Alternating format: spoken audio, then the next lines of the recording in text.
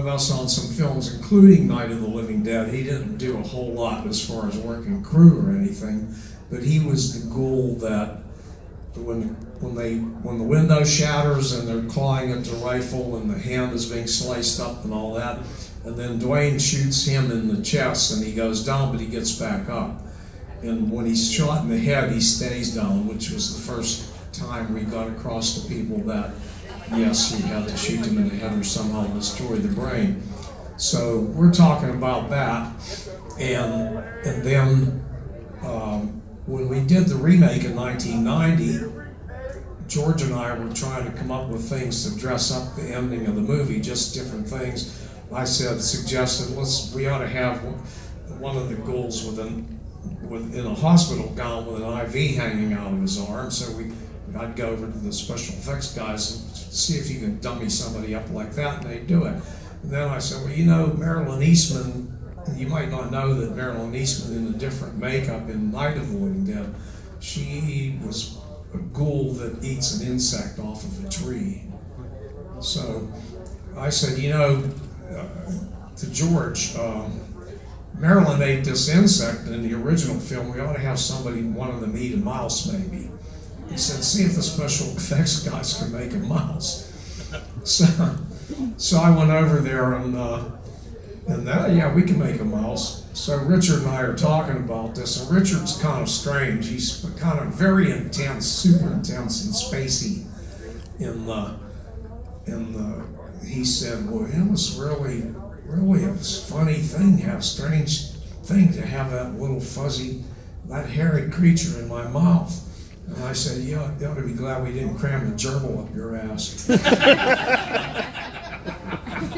So everybody's cracking up over that. And George used to always, when he'd see me, he'd always say, Jack, tell me something funny. Tell me something funny. Tell me a joke, and I would. And he'd look forward to my jokes. So he was out in the lobby area with about 6 tables full of his stuff, and he usually had lines going out the door. And I said, I'm going to go see if George doesn't have any lines in front of him right now. I'm going to tell him what I just said. And so I went and sat with him, and I saw he looked so frail and weak. But I told him that, and he did crack up over it.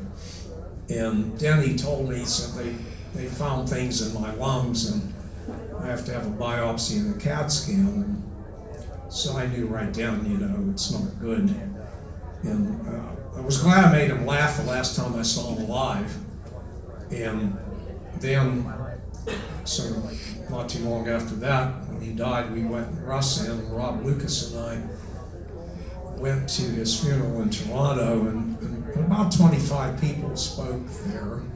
One after another, people would get up and speak. I think I was about the 5th or 6th, whatever. And since it was Toronto, a lot of people in the States know the story of how we met, which is kind of funny. But I figured since it's Toronto, and a lot of those people might not have ever heard it before, so I told them. And well, what happened was that George and Russ and I have been friends since we were 18 years old.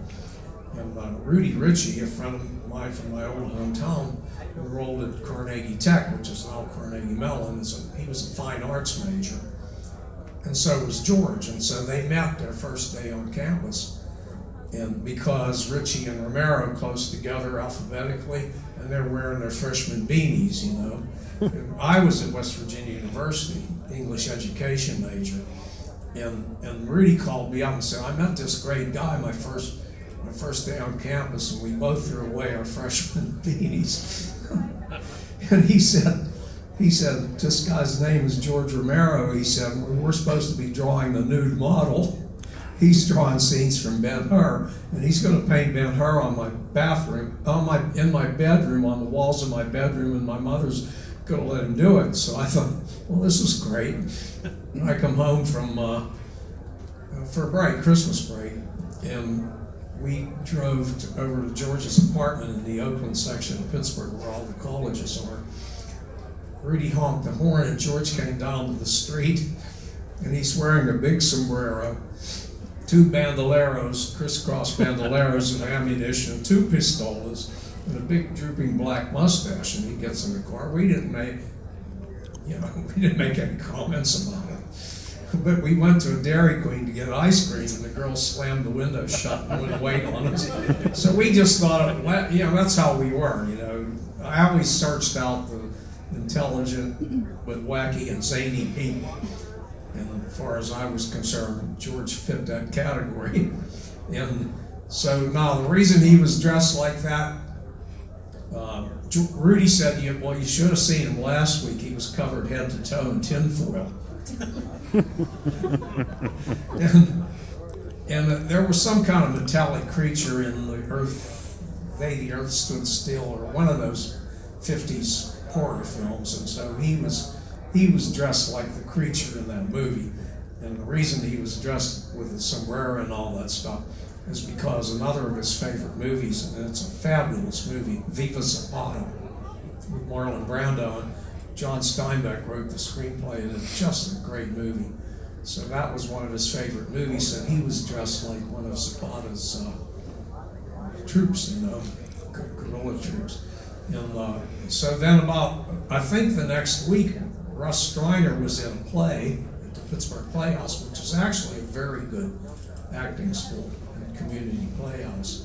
A lot of noted people came from there, like Shirley Jones, Charles Grodin, Jack Klugman, Frank Gorshin. It's not just a ticky-tacky kind of place. It's a very good school. And so Russ was in his play, but he only had one line, and it was they were soldiers lined up in front of a general, and Russ is one of the soldiers, and they're talking about this kind of camp follower woman or whatever. And Russ's line was, "Well, she's a whore, sir." That was the line. In those days, it cracked people up. So that's when I met Russ, and George met Russ, and now we all three knew each other, and we ended up together, in a film company.